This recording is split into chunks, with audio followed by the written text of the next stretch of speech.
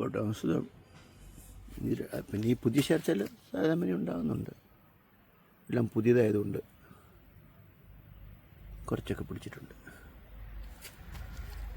ഉണ്ടോ board house അടിച്ചതിൻ്റെ ഇപ്പോഴും പാട് അതിലിരിപ്പുണ്ട്. തട്ടക്കടിയിൽ നിങ്ങൾക്ക് കാണാം. ഉണ്ടോ? അപ്പോൾ ബോർഡ് ഹൗസ് നല്ലതാണെന്നാണ് പൊതുവെ പറയുന്നത്. ചൂട് കൂടുതലായതുകൊണ്ട് കാപ്പൊഴിഞ്ഞു പോകുന്നൊക്കെയാണ് പലരും അഭിപ്രായപ്പെടുന്നത്. പക്ഷേ കർഷകരുടെ അനുഭവത്തിൽ അങ്ങനെയല്ല, മറിച്ചാണെന്നാണ് സൂചിപ്പിക്കുന്നത്.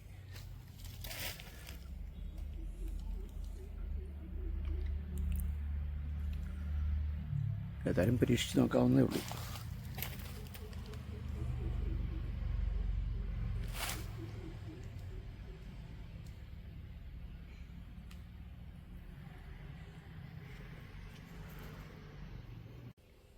സുഹൃത്തുക്കളെ, ഇപ്പം ഹൈ റേഞ്ചിൽ പ്രത്യേകിച്ച് ഏലകർഷകർക്ക് അഭിമുഖീകരിക്കുന്ന വലിയൊരു പ്രശ്നമാണ് കാസെറ്റിംഗ് ഇല്ലാതിരിക്കുക എന്നുള്ളത്. പല തോട്ടങ്ങളിലും സമാനമായ അവസ്ഥയാണ് ഉള്ളത്. എന്തോ ബാക്ടീരിയ അറ്റാക്കാണെന്നോ വൈറസ് അറ്റാക്കാണെന്നൊക്കെ പറയുന്നു. പക്ഷേ വ്യക്തമായ കാരണങ്ങൾ ആർക്കും അറിയില്ല. പല തോട്ടങ്ങളിലും കഴിഞ്ഞ കൊല്ലമൊക്കെ നന്നായിട്ട് കായുണ്ടായിരുന്ന പല തോട്ടങ്ങളിലും തീരെ കായില്ല. അവസ്ഥകൾ ഇങ്ങനെയൊക്കെയാണ് പല തോട്ടങ്ങളിലും. ഒന്നും ഇല്ല. അപൂർവം ചില പുതിയ ചെടികളിൽ മാത്രം കുറച്ചൊക്കെ കാസെറ്റിങ് വന്നിട്ടുണ്ട്. അല്ലാതെ പൊതുവെ തീരെ കുറവാണ് കാണുന്നത്. എന്താണ് കാരണം എന്നുള്ളത് അറിയില്ല. പക്ഷേ കർഷകരെ സംബന്ധിച്ച വലിയൊരു പ്രതിസന്ധിയാണ്. കാലാവസ്ഥയുടെ വ്യതിയാനം ഒരു കാരണമാണ്. എന്നാൽ കാലാവസ്ഥ വ്യതിയാനമാണെങ്കിൽ എല്ലാ തോട്ടങ്ങളിലും ഒരുപോലെ ബാധിക്കേണ്ടത്. പക്ഷേ അതങ്ങനെ വരുന്നില്ല. ചില തോട്ടങ്ങളിൽ അല്പസ്വല്പം വ്യത്യാസങ്ങൾ കാണുന്നുണ്ട്. അപ്പോൾ എന്തായിരിക്കും എന്നുള്ളത് സംബന്ധിച്ച് നന്നായിട്ട് വിലയിരുത്തേണ്ടതുണ്ട്. ഇതെന്നൊക്കെ പറഞ്ഞിട്ടുണ്ടെങ്കിൽ ഇവർ ബോർഡ് ഹൗസ് അടിച്ചെന്നാണ് പറയുന്നത്. ഇപ്പോൾ ബോർഡ് ഹൗസും അടിച്ചാൽ കാസെറ്റിങ് വരുമെന്നാണ് പലരും പറയുന്നത്. അപ്പോൾ ഈ തോട്ടത്തിൽ അടിച്ചു എന്നാണ് അവർ പറഞ്ഞത്. അപ്പോൾ അതിൻ്റേതായ ഒരു മാറ്റമാണെന്ന് തോന്നുന്നു. വലിയൊരു മാറ്റമില്ല, എന്നിരുന്നാലും നമുക്ക് പരീക്ഷിക്കാവുന്നതേ ഉള്ളൂ. ബോർഡ് ഹൗസ് അടിച്ച് കൊടുത്ത്. കാരണം ഈ കായ്ക്ക് ഇപ്പോൾ ഇത്രയും വിലയുള്ള സ്ഥിതിക്ക് കുറച്ച് കായാണെങ്കിലും കിട്ടിയാൽ അത്രയായി. അപ്പോൾ അതുകൊണ്ട് ബോർഡ് ഹൗസ് അടിക്കുക എന്നുള്ളത് അല്പം എക്സ്പെൻസീവ് ആണ് ആണെങ്കിലും ഇപ്പോഴത്തെ ഈ വില വെച്ച് നോക്കുമ്പോൾ കുറച്ചൊക്കെ പൈസ മുടക്കിയാൽ നഷ്ടം വരികയില്ല. ഒരു കായ വെച്ചെങ്കിലും പിടിച്ച് കിട്ടിയാൽ അത്രയും നമുക്ക് മെച്ചമായിരിക്കും. അപ്പോൾ അതുകൊണ്ട് അത് നോക്കണ്ട. ഇത് 2 പ്രാവശ്യം ബോർഡ് ഹൗസ് അടിച്ച ഒരു തോട്ടമാണെന്ന് പറയുന്നു. അപ്പോൾ ആ സ്ഥിതിക്ക് ബോർഡ് ഹൗസ് അടിക്കുന്നതിനെക്കുറിച്ച് ചിന്തിക്കാവുന്നതേ ഉള്ളൂ എന്നാണ് എൻ്റെ അഭിപ്രായം. അത് പണ്ട് മുതൽ കർഷകർക്ക് പരിചയമുള്ള ഒരു സാധനമാണ് ബോർഡ് ഹൗസ്. അപ്പോൾ അതുകൊണ്ട് ഫലവത്തായിരിക്കും അത് എന്ന് നമുക്ക് നിഗമനം ചെയ്യാം. കാരണം ബോർഡ് ഹൗസ് നമ്മൾ ഏലം കൃഷി വ്യാപകമാകുന്നതിന് മുമ്പ് കൊക്കോ കൃഷിയായിരുന്നു ഹൈ റേഞ്ചിനെ സംബന്ധിച്ച് മിക്കവാറും. അപ്പം അവിടെ കൊക്കോയ്ക്ക് ബോർഡ് ഹൗസ് അടിച്ചിട്ട് നന്നായിട്ട് സംരക്ഷിക്കപ്പെട്ടിട്ടുള്ളതായിട്ട് കർഷകർക്കറിയാം. 10-40 ദിവസത്തോളം അതിൻ്റെ എഫക്റ്റ് ഉണ്ടാവും.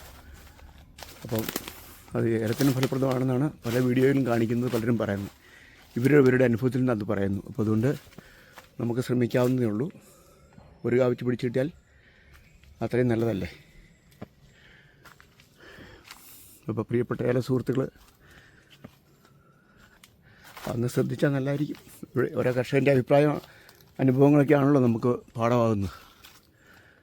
വലിയൊരു ഇതില്ലെങ്കിലും അത്യാവശ്യം ഇപ്പം തീരെ ഒരു സ്ഥലത്തും കാസെറ്റിങ്ങോ വരാത്ത സ്ഥിതിക്ക് ഇത്രയൊക്കെ ഉള്ളത് നല്ലതായിരിക്കും.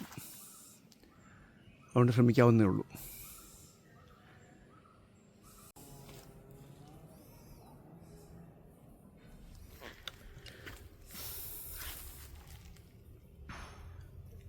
പുതിയ ശരത്തിൽ താരതമ്യേന പിടിച്ചിട്ടുണ്ട്.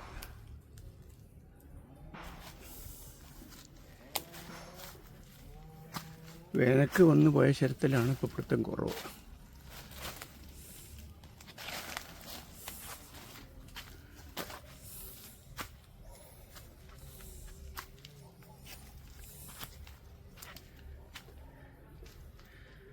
നനച്ചെടുക്കുന്നത് സഹായപ്രദമായിരിക്കും ഒരുപക്ഷെ. മഴയില്ലാത്തതുകൊണ്ടേ നനയ്ക്കാൻ പറ്റുന്നവർക്ക് നനയ്ക്കുകയാണെങ്കിൽ അത്യാവശ്യം കുഴപ്പമില്ലെന്ന് എനിക്ക് തോന്നുന്നു.